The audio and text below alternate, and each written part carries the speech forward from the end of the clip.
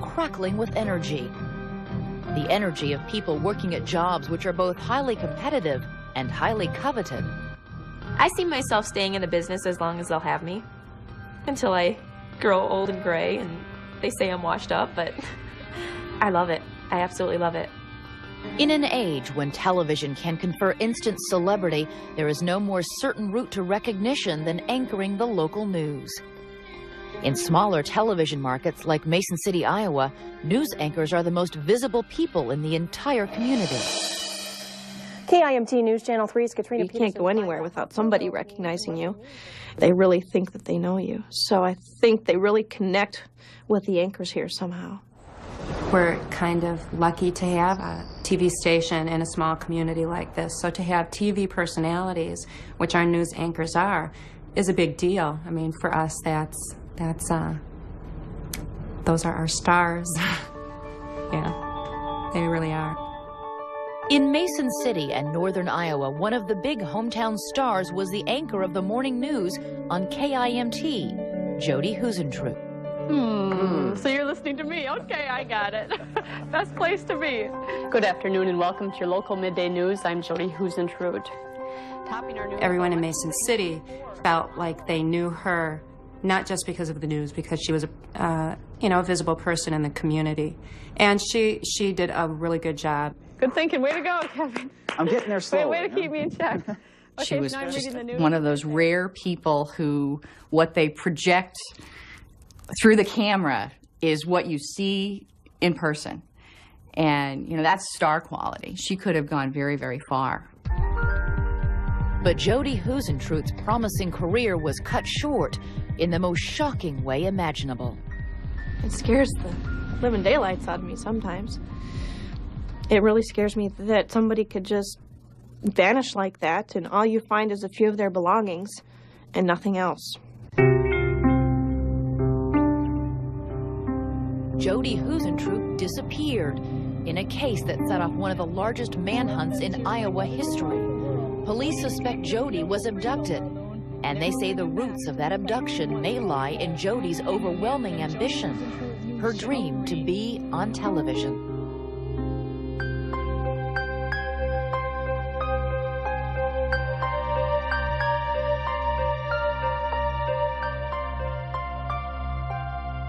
Even when she was a little girl, she just thought she'd like to be on TV. Well, her dad used to tease her, of course, oh, here comes my movie star, and stuff, and you belong in Hollywood and all that. So, but she took it really seriously in high school. It just came natural for her. Jody was a positive person and just fun. We became best friends through high school, and she always talked about being a news anchor. That's what she always wanted to do. And she followed her dream, and she was very much a goal setter, and she met her goals, and that's what she was doing. Jody pursued her media dreams at Minnesota's St. Cloud University, where she studied mass communications. Professors say Jody stood out at a time when more and more college students were drawn to the television spotlight. Lots and lots of young people are coming into these fields because there's that sort of contemporary, sexy, cultural allure. It's sometimes frustrating when you have students who have aspirations that are way beyond their capabilities. Jody was one who had aspirations that were very realistic. After college, Jody's aspirations to break into commercial television led to a job as an intern at KGAN in Cedar Rapids, Iowa. She was very energetic, and she came in the door and said, let me do whatever I can do. She was willing to empty the trash to get in and stay busy. She worked very, very hard, was very sweet, very friendly, put in long hours, and when offered the chance to actually work in a bureau here, she jumped at it. 3, 2, 1. Last time.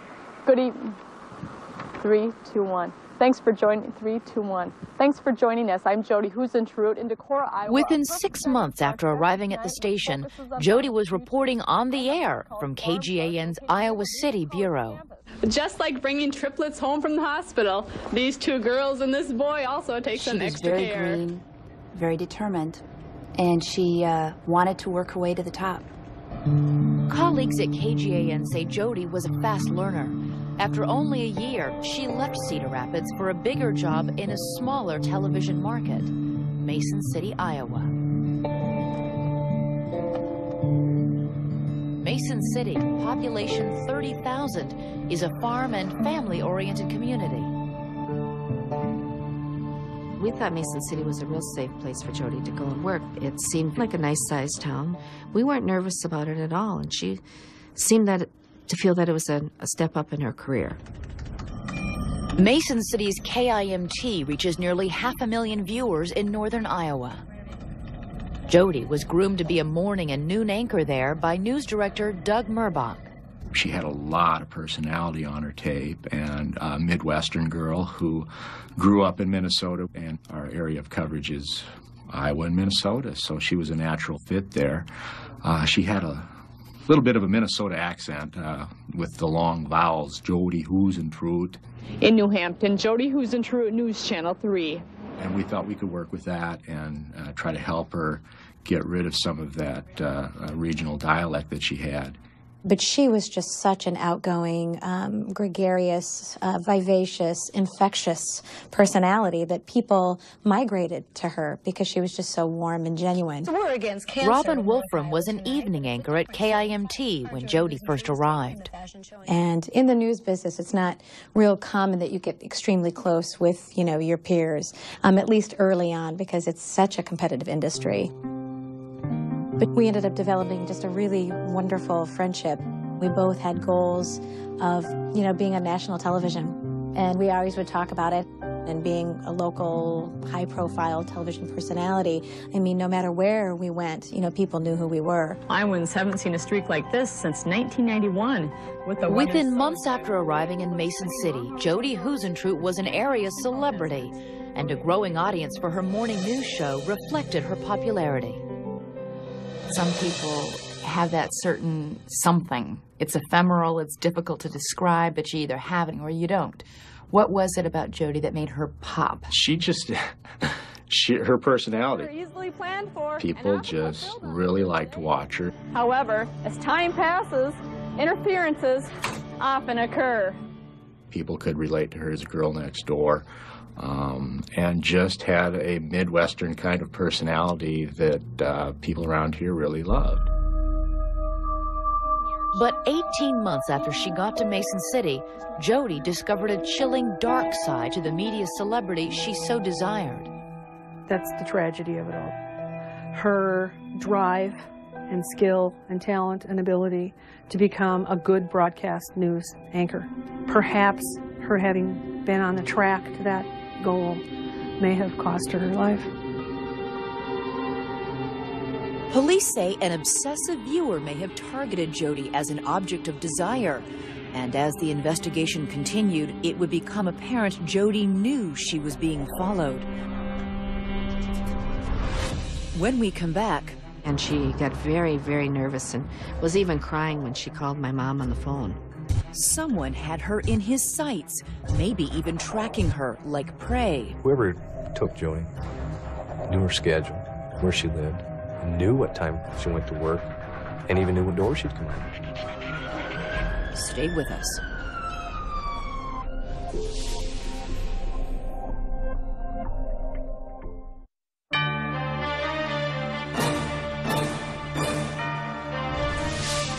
Mason City, Iowa is a small, friendly town. It seemed impossible that someone as well known as Jody Husentrut, the local TV anchor, could just disappear.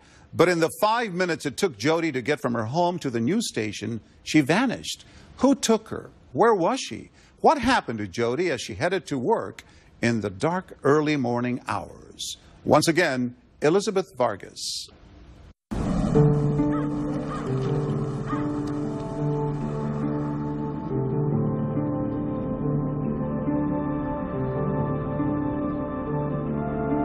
For many viewers in northern Iowa, the dawn brings the morning news on KIMT. Boy, what a story that was. Well, someone else who gives us a story each morning. Jody Husentrut was their first contact with the outside world each and every morning. When you get up in the morning to watch the news, you want to hear it from somebody you're comfortable with hearing it from. Someone who gives you that sense of family member, friend, talking through the tube telling me the news. The landing at Plymouth Rock took place some time ago, but today These are the qualities that people like. I think it's intimacy. In the chilly autumn of 1994, Jody feared one viewer was taking that sense of intimacy too far. She was convinced a suspicious van was following her. And she got very, very nervous and was even crying when she called my mom on the phone. So after that, she was taking even more precautions. Jody reported her fears to the Mason City Police. She thought she was being followed one morning on her way to work, and she made us aware of that right away, and we gave her escorts a few times after that, and no problems, no further problems. But you took it seriously the first time when she thought somebody might have been following her? Yes, and so did she. She was aware of her surroundings, and she had taken self-defense courses. My husband teaches martial arts, and we were giving a free self-defense workshop at our health club. She alluded to the fact that she just wasn't feeling comfortable with her situation, getting up early in the morning and going to work by herself. Underlying Jody's concern was the fact that she left for work each day in the dark, lonely hours of early morning. Jody and her behind-the-scenes producer, Amy Coons, arrived at the station around 3 a.m. Occasionally, one of them would oversleep. That's what Amy thought had happened on the morning of June 27th, 1995. So I gave her a call about 4 o'clock, and she answered and said, "Oh, what time is it? I'll be in 10 minutes." How did she sound that morning? Tired. Just tired, like I had just woken her up. Nothing out of the ordinary, you know. Jody lived only 5 minutes from the studio. When she didn't arrive at work by 4:30, Amy left a phone message, and then another. I called about 5 o'clock, left her another kind of frantic message saying, "Jody, come on, if you fell back asleep, wake up, come on, we need you here." Honestly, at first I was really mad. I thought I had to edit and write and put everything together, hoping that she'd show up, you know, in like 10 minutes before airtime. But when the 6 a.m. airtime arrived, Jody's anchor chair was still empty. Amy filled in. When there was still no sign of Jody by the show's end at 7 a.m., Amy called the police. But why didn't you call the police sooner, before you went on the air? I thought, oh, it's Jody, you know. I mean, there are times when she came in at 5:30, just, "Oh, sorry, I'm late." And, you know, I did the same thing. I don't know. I don't know why I didn't call the police, and so many people have asked me that before, but I just didn't think anything could be that wrong. I really didn't. But when police arrived at Jody's residence, things seemed very wrong very quickly. Inside her second-floor apartment, everything appeared to be in order. But in the apartment parking lot, evidence around Jody's red Mazda Miata immediately suggested she had not disappeared voluntarily. There was obviously a struggle outside of her car door. In fact, we believe she actually had the key in her door lock and unlocking it at the time that she was grabbed from behind. Why do you believe that? Well, because the key was bent. We found the key bent and out of the door lock. Jody's apartment bordered a small park, a convenient hiding place, police say, for either someone close to Jody or someone who'd been stalking her long enough to know her routine. Whoever took Jody knew her schedule, knew where she lived, and knew what time she went to work and was patient enough to wait even after she overslept. Knew her car. And even knew what door she'd come out. What were you able to deduce about what kind of struggle took place? Because of the large amount of items that we found struggled and the area that those items actually covered, it was very apparent that she was fighting for her life. Over a trail that stretched across the entire parking lot, police found not only Jody's car keys, but a pair of her shoes, jewelry, a can of hairspray, and a blow dryer. Items she usually carried to work. One of the police investigators gave me a call and said, "We think maybe something happened to Jody." You feel like somebody punches you in the stomach and you've lost all the air. You know, you're just like, ugh. You can't believe what you're hearing, and you don't want to believe it. Had she ever talked to you about any fears that she had or any concerns about Somebody acting oddly? We had talked about that before. We thought, you know, this small town, everybody else in the world is asleep at that point. You know, something could happen and nobody would ever know. I mean, we had that conversation. That's why it scares me so much, you know. Here I go.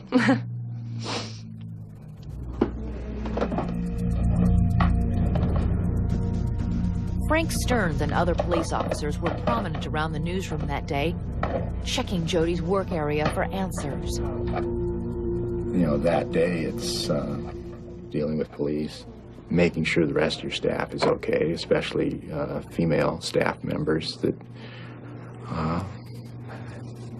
are experiencing some pretty personal, terrible things when one of their friends and coworkers is missing. And it was tough. And because I knew her so well, I mean, I just visualized a lot of things that, you know, possibly could have happened to her. And it was really difficult, you know, to think about that kind of stuff. And then on top of all of that, carrying through on a professional level. She had to go on the air at 6 and 10 and read stories about her friend missing. I don't know how she got through that, but she did. Mason City police tonight are looking for this Mason City woman. Jody said that she was on her way. Now, she never showed up. Police are investigating the disappearance, but aren't saying much else at this time. Inside, I was feeling so scared and so hurt and all these emotions, because things like that just don't happen in Mason City. They just never did. And so we were all kind of, you know, trying to piece it all together. For Jody's co-workers, it was a day turned upside down and inside out. People whose job had been delivering the news suddenly were the news. The rest of the day was a nightmare, dealing with outside media, TV stations, radio stations, newspapers calling and, you know, wanting to get the story, which we understand that's part of their job too. There were probably a dozen or so media crews in town today, others calling over the phone here to the station for information on the case. This whole city block around our TV station was satellite trucks. All satellite trucks, all reporters. I just couldn't believe it. You know, I thought, damn media. I'm one of them, and I'm being bombarded by them. So nothing suspicious? Nothing suspicious, no other noises in the room. It was just her. She sounded tired. It sounded like I had just woken her up.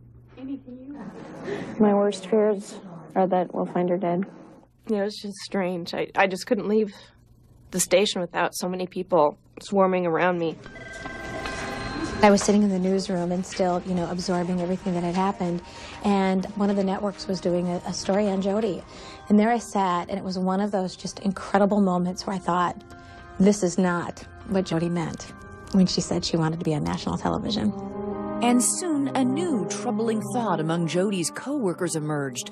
Could it have been somebody at the station? When we come back. Suddenly everyone became something of a suspect.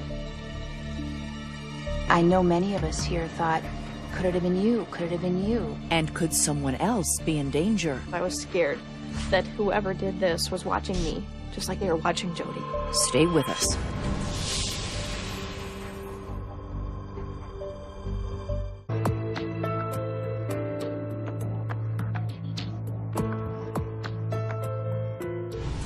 When news anchor Jody Huisentruit didn't show up for a morning newscast, her friend and co-producer Amy Coons filled in for her. The hours turned into days, and Amy remained in the anchor seat, fueled by an adrenaline rush of too little sleep and too many frightening questions. The biggest one of them all being, where was Jody? Elizabeth Vargas continues our story. Live from KIMT News Channel 3, this is Daybreak. As you can imagine, it's been another difficult day here at KIMT. It's been more than 24 hours now since the mysterious disappearance of News Channel 3's morning and noon anchor. I was kind of a zombie for the first week, trying to just cope, you know, trying to do the job, trying to do the interviews, because we wanted to get the word out there that, hey, we need help. We don't know what happened to our morning anchor. The day after Jody disappeared, police began a search of the rural areas surrounding Mason City. It was extremely nasty. On the onset, that day and the day after and the day after that, we had people from several different departments, other police departments in here, helping us search, as well as the dogs and the helicopters. I still see the video over and over in my head of the dogs in the fields and the volunteers on boats on the Winnebago River. And those just very vivid. What do you hope for in those times? Do you hope they'll find something, or do you hope that they won't? Oh, good question. A little of both. You hold out hope that they don't find anything, because that means she's still maybe alive somewhere. The searches turned up nothing. Hopeful on the one hand, worrisome to police on the other. In our profession, you realize more time that goes by, the less the chances are of ever finding her. Within days, the FBI was brought in. Within hours, the Division of Criminal Investigation, our state police, were brought in. Within the first day or two, the numbers grew into over 100 law enforcement people that were either searching or doing interviews, looking for Joni. At the height of the investigation, Mason City Police called this the War Room. It was outfitted with a dozen phone lines. Officers manned them around the clock. It became one of the largest manhunts in Iowa history, with police officers interviewing more than 400 people and tracking down at least 1,300 leads. The investigation got so big, so fast, that people who knew Jodi years ago were questioned within days. The police called me a few days after the disappearance and wanted to know what my relationship was with her, and I told them that we routinely sent letters to each other and called each other, and we were good friends. Suddenly everyone became something of a suspect because it was so uncertain what happened to her. So yes, everyone connected with her life. I know many of us here thought, could it have been you? Could it have been you? Among those who drew the early focus of police attention was Mason City businessman John Van Cise. He had hosted a surprise 27th birthday party for Jodi 4 days before she disappeared. She wasn't dating anyone exclusively. She had an older friend. He was about 50 years old, John Van Cise. I knew how much fun they had together, and I knew that he wanted her as more than just a friend. And Jodi had talked before that we've talked it over and we're just friends, and John knows that, and we still hang out and still have fun together. The evening before she vanished, Jodi had gone to John Van Cise's apartment to watch the video taken at her party. We learned that he was the last person to see Jodi alive that night. He told us that everything was fine when she left his apartment. And there was no evidence of a souring of a relationship, or perhaps one person wanting a little more than the other person might have wanted, anything that might have led to a quarrel? We didn't find anything that may have led to a quarrel. We found that John had strong feelings for Jodi. And I think that's obvious in the news clips and the hours and the days right after Jodi's disappearance. But she just meant so much to me, and we had so much fun together, her and her friends. And I even named my boat after her because just because she's Jodi, and she's been such a big part of my life here lately, and she just makes me feel so good and feel great about things. That's Jodi. I mean, you can't help but love that woman. You just can't help but love her. Police asked John Van Cise to take a lie detector test. He passed it. For those who knew Jodi and for police, the early days of the investigation left them feeling very far from any answers. It eats away at you a little bit at a time, you know, the first 24 hours, then the next 48 hours. And then you're into the fourth day, and yeah, you're at a pretty low. Were you dealing with Jodi's family and friends? Oh, of course, yeah. But it's hard. It's really hard to stand by and watch family agonize over that. My mom just couldn't handle it. She couldn't cope. She was 45 when she had Jodi, and that's probably why they had that close bond. You know, she was her late-in-life baby. And then my dad, he died of colon cancer when she was 13. It wasn't always easy for Jodi in that respect, but she was just our pride and joy. I couldn't have had a better kid sister. She was perfect in my eyes, and to have had this happen, you know, it's really devastated us.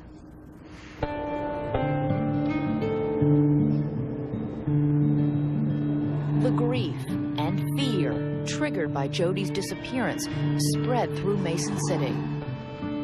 It was overwhelming because her picture was everywhere. I think a lot of people were in the habit of leaving their doors unlocked, not really considering that something like that could happen here, and particularly to have Jody extracted from our community. It was painful for everyone. Jody, I hope you can hear how much we do miss you and how much we want you back. Even if you hadn't met her in person, you had that feeling of knowing her, and I think it made it personal for everyone. They felt like it could happen to them or someone else that they knew. Around the studios of KIMT, that feeling of vulnerability became especially heightened. After about a week, I was called into the news director's office with the general manager and the FBI and the chief of police. I was told that there was a man who was on the internet in a chat room who called himself Captain Kidnap, Kid for short, and he was conversing with someone on the internet that there were plans for my abduction, that I was going to be next. The kidnap threat remained just that, but it fueled fears about who may be watching, on and off camera. I was scared that whoever did this was watching me, just like they were watching Jody, like they planned it all out. And I wondered why they chose her instead of me. You know, it's like you feel grateful, feel relieved, but you feel guilty for thinking, phew, it was her, not me, you know? It's just crazy. It's incredibly frightening to think that they may have been watching the station and watching her come in the front door and figuring out when she came in and when she left. Not just her, but other people that worked here also, and that's chilling. Now, two questions haunted the press and the police. What happened to Jody, and was it going to happen again? When we return, fear spreads through the newsroom. There's a real segment of the population that's not harmless. These are the people that feel as though you belong to them. And it seemed as if Jody's disappearance might be just the beginning. He had called and said that he was going to kidnap me and rape me and kill me. Stay with us.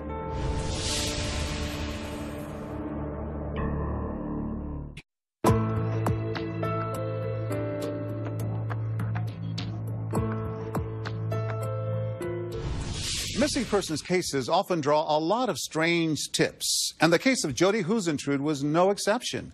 Leads were still coming into law enforcement, but they were becoming more and more bizarre.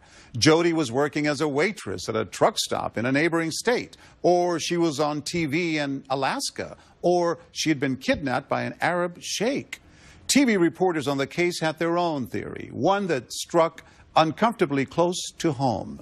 Once again, Elizabeth Vargas. After Jody Husentrude's disappearance, anchorwomen throughout the area worried about who might be watching and what strange attachments they might be making. There's a real segment of the population that's not harmless. These are the people that feel as though you belong to them, or they need to get next to you in an unhealthy way. And it's really terrifying because you just don't know quite what to do. For Cedar Rapids anchorwoman Amy Johnson and many other Midwest television news people, Jody's apparent abduction stirred frightening memories of their own encounters with potential stalkers. One was an email I got from out of state telling me that a sexual predator of sorts was following me in his car. That frightened me terribly. And another time would be there was a mentally disturbed man who felt like he had to get to me to tell me that Channel 2 was broadcasting negative images over the airwaves that were killing his parents, that those negative images were coming from the son of Sam. 10, 9. You don't know who's out there watching you. You really don't. The power of their transmitted voices and images to stir obsessive desires was felt by no one more chillingly than former anchorwoman Lee Germanis. Lee was an evening anchor at KTTC in Rochester, Minnesota, when she received letters and phone calls from a man police eventually tracked down and arrested. He had called and said that he was going to kidnap me and rape me and kill me and cut my body up and leave it in bags all over the countryside and mail my head to the front desk of KTTC. Lee lived in rural Minnesota at the time and says she never got over the fear of wondering who might be watching and waiting. For her, Jody Huisentruit's case struck a real nerve. It's scary. You know, you want to think it's a fluke, it's a lightning strike, that it's not going to happen again, but who knows? The television press attacked Jody's story with a vengeance, an urgent drive to find out what happened to one of their own.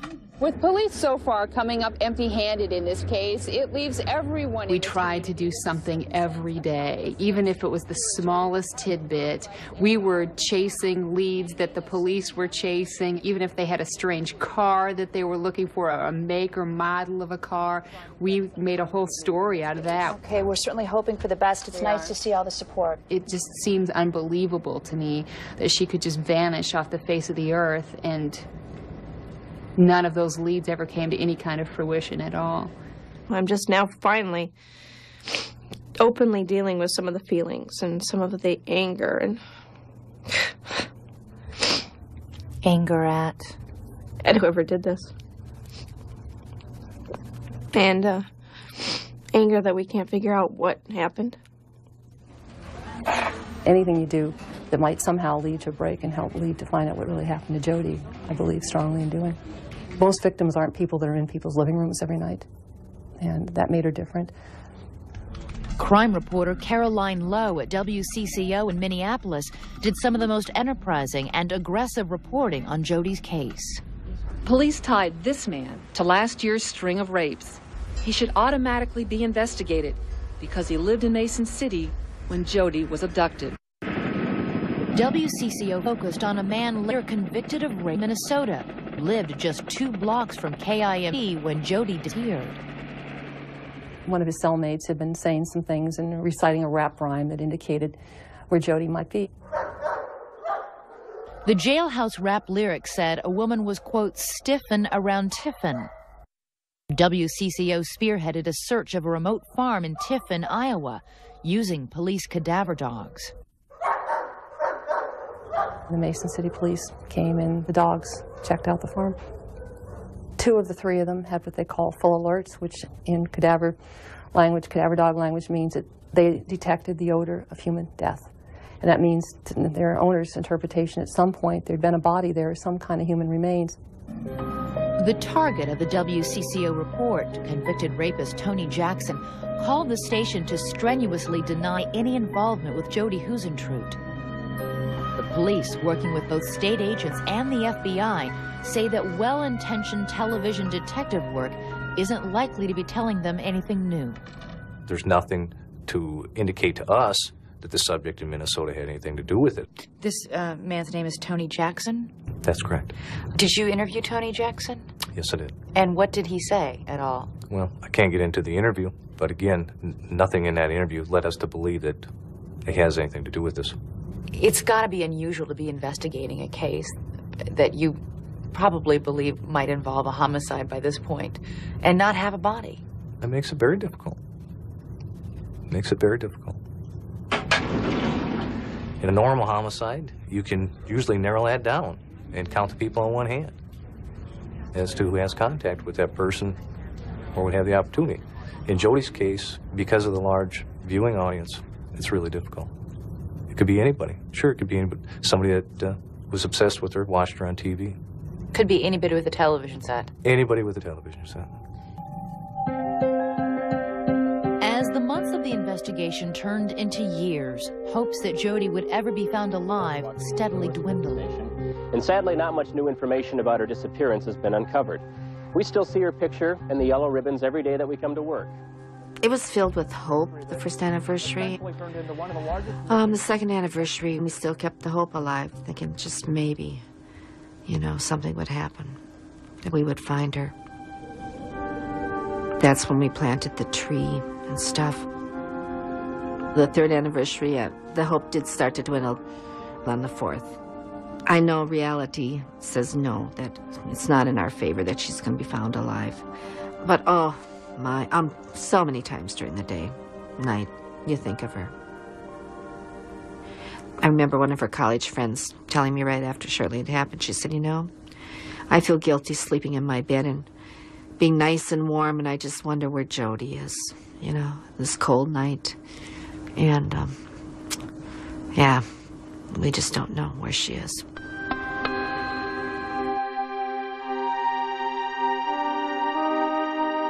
And as the years rolled on, another question would haunt her friends and family. What if the man who took Jody was still out there? What if the killer's watching? What if his former girlfriend's watching? And what happened to the people she left behind? I felt awful doing her position. It's something I had always wanted, but I didn't want to get it that way. Stay with us.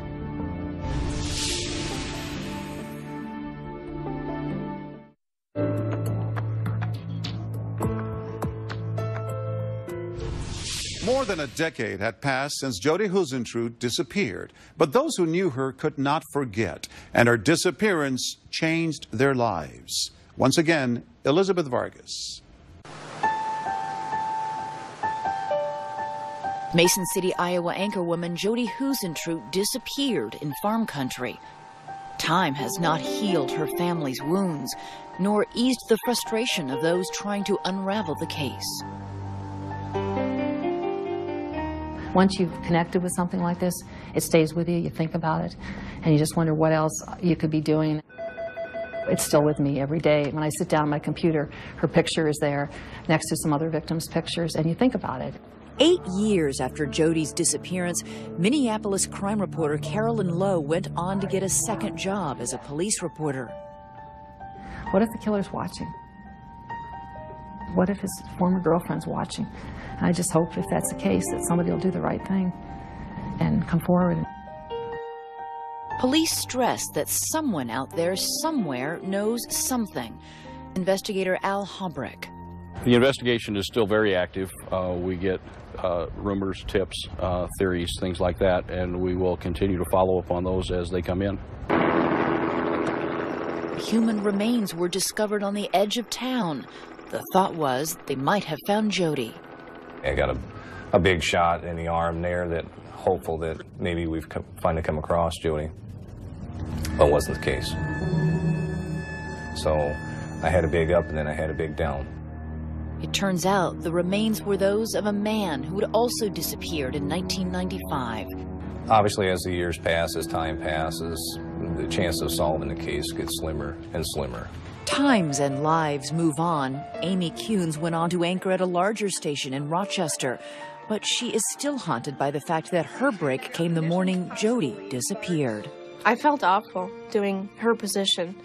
It's something I had always wanted, but I didn't want to get it that way. This is KIMT News Channel 3's Daybreak. Coverage you can count on. Jody's morning anchor slot was later filled by Chastity Wahlberg. Summertime is barbecue time, and good. At first it was kind of weird, just knowing that this is what Jody did. But this job is like a dream come true for me. It's something I've wanted to do since I was in high school, middle school even. Can you guess what's the most popular appetizer in restaurants today? My absolute dream, though, would be to move to a market like the Twin Cities. That was Jody and her friend Robin Wolfram's dream, too. Coming up at 7:15, we'll talk with... And Robin achieved it, becoming an anchor in the Minneapolis-St. Paul market. Thank you, Alex, and good morning, everyone. There's an all-day blood drive in Minneapolis today to help people... Just thought, gosh, Jode, isn't this cool? You know, we're in Minneapolis. A little part of her I carry with me everywhere I go. And it's that piece that I think that I've been able to come to in light of just this incredibly tragic, incredibly sad story that a little part of her does live within me, and so I'm hoping, and I truly believe that she's sharing in this joy somehow, some way, that, you know, she's right along.